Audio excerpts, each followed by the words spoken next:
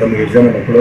ಒಬ್ಬಕ್ಕೆ ಮಗ ಒಬ್ಬನಲ್ಲಿ ಮಗ ಅಲ್ಲಿ ಅದಾದ್ರೆ ಈಗಿನ ದುಡ್ಡೇಕ್ರಿ ಇಲ್ಲಾರ್ದ ಒಂದ್ ಹನಿ ನೀರು ಕೊಡ್ತೀನಿ ಧರ್ಮ ಶರಣ ಭಗವಂತ ತನ್ನಿಗೆ ಹೌದಾ ಇಡೀ ನಮ್ ಜಂಗಮ ಎಲ್ಲಾರು ಎಚ್ಚರ ಆಗ್ಬಿಟ್ರೆ ಎಲ್ಲಾ ಕಡೆ ಸ್ಟ್ರೈಕ್ ಮಾಡಿದ್ರು.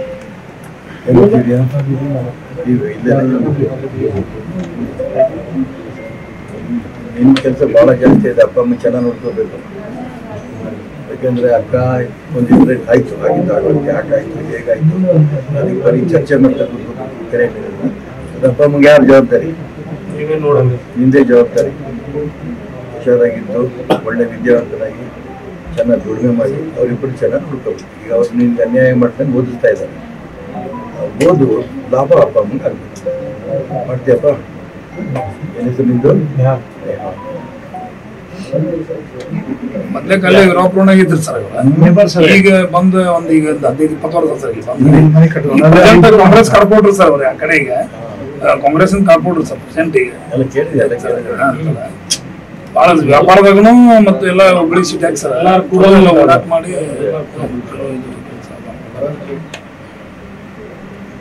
ಬಿಡಲ್ಲ. ನಾವು ಎಷ್ಟು ಹೋರಾಟ ಮಾಡಿದ್ರು ಖಂಡಿತ ಮುಂದುವರಿಸ್ತೀನಿ ನಾನು. ಆದ್ರೆ ಏನಾದ್ರು ನಮ್ ತಂಗಿ ನಮಗೆ ಸಿಗಲ್ಲ.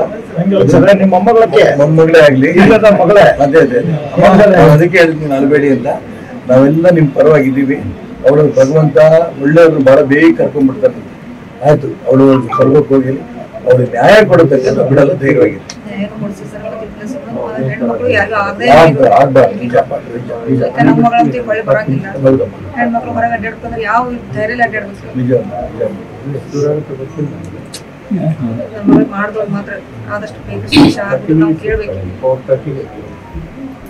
ಹಾಗೆ ಸಿಬಿಐ ತನಿಖೆ ಮಾಡಬೇಕಂತ ಇವತ್ತು ಲೆಟರ್ ಸಹ ಕೊಟ್ಟಿದ್ದಾರೆ ಸಾಹೇಬ್ರು. ಆದೇಶ ಆಗಿದೆ. ಅದರ ಬಗ್ಗೆ ಹೋರಾಟ ನಾವು ಇನ್ನೂ ಹೆಚ್ಚಿನ ಪ್ರಮಾಣದ ಹೋರಾಟ ಮಾಡ್ತೀವಿ.